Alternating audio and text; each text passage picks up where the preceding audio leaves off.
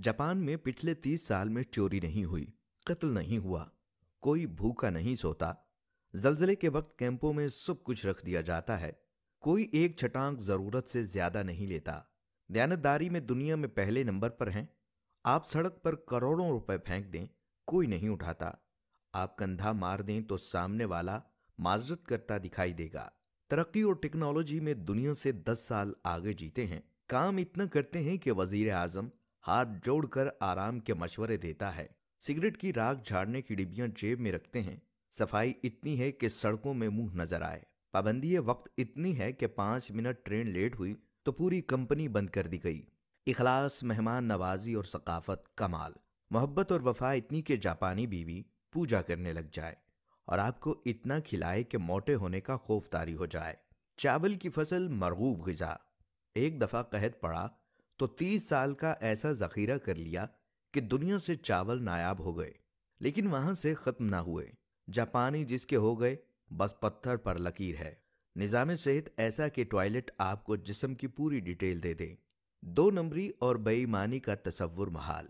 और अब आते हैं कि जिस मुल्क में लाखों लोग तबलीगी इज्तिमात में जाते हों, जहां लाखों लोग दावत दीन के लिए सफर करते हों, जहां लाखों लोग बैतुल्ला, उम्रा और हज के लिए जाते हों, मिलाद नबी के मौके पर हर शहर में जुलूसों में लाखों लोग शामिल होते हों, जिस मुल्क में हर रात लाखों महफिलें मिलाद हों और दरस कुरान होते हों, जिस मुल्क में योम आशूरा पर लाखों लोग गम हुसैन रजी अल्लाह तआला अन्हु में आज़ादारी करते हों, जिस मुल्क में ईद और जुमे में बड़े बड़े इज्तिमात होते हों, जिस मुल्क में तस्बीहात पढ़ने वाले लाखों में और दरूद सलाम की तादाद अरबों में हो, वो मुल्क ईमानदारी में दुनिया में 108वें नंबर पर है और काफिरों का जापान दयानतदारी में नंबर 1 मुल्क करार पाए।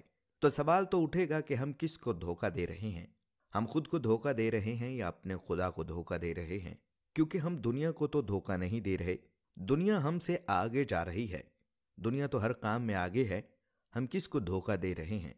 जब हमें ये सारी बातें सुनने के बाद समझ आ जाती हैं तो मालूम होता है कि हम किसी और को धोखा नहीं दे रहे, बल्कि हम सिर्फ अपने आप को धोखा दे रहे हैं।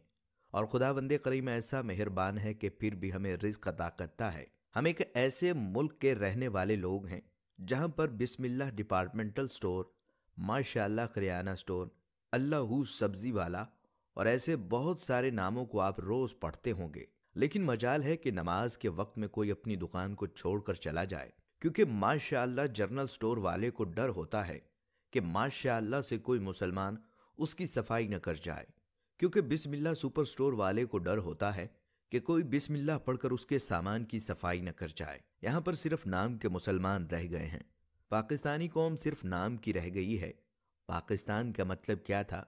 ला इलाहा इल्लल्लाह। हम जापान चले जाएं तो जिन लोगों को हम काफिर कहते हैं, उन्होंने कुरान मजीद में से तमाम चीजें जो हमारी मिरास थी और हमने तमाम उल्टी चीजें जो किसी वक्त काफिरों की मिरास थी, जिंदा दरगोर आज भी हम लड़कियों को कर देते हैं।